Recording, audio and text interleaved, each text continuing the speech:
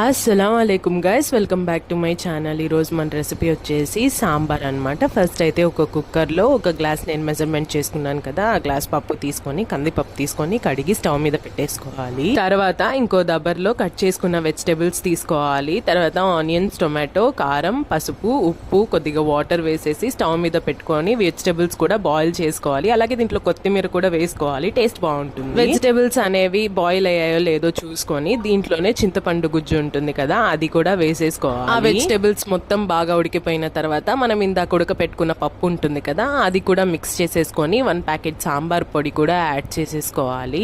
Add చేసుకొని కొద్దిగా water వేసి స్టవ్ మీద పెట్టుకొని బాయిల్ చేసుకోవాలి. ఇంతలోకే మనం పోపుగా అన్ని రెడీ చేసుకోవాలన్నమాట. ఫస్ట్ ఆవాలు, జీలకర్ర, కొద్దిగా మెంతులు, అలాగే సన్నగా చాప్ చేసుకున్న ఆనియన్స్, ఎండుమిరపకాయలు, కరివేపాకు, కొద్దిగా కొత్తిమీర, అలాగే కొన్ని తెల్లగడ్డలు, ఇవన్నీ కొద్దిగా బ్రౌన్ అయినంత వరకు ఫ్రై చేసుకొని మనం సాంబార్ ఉంటుంది కదా దాంట్లో యాడ్ చేసేసుకోవడమే. అంతే, మన సాంబార్ అయితే రెడీ అయిపోతుంది. నేను తాలింపు వేసుకునే అప్పుడు ఇంగువ చెప్పడం మర్చిపోయాను. ఇంగువ మాత్రం కన్ఫామ్ గా వేసుకోండి, చాలా అంటే చాలా మంచి అరోమా ఇస్తుంది అనమాట సాంబార్కి. ఇంకా నేనైతే టేస్ట్ చేశాను, చాలా అంటే చాలా బాగా కుదిరింది. అంతే, ఇంకా వీడియో నచ్చినట్లయితే లైక్ చేయండి. బాయ్.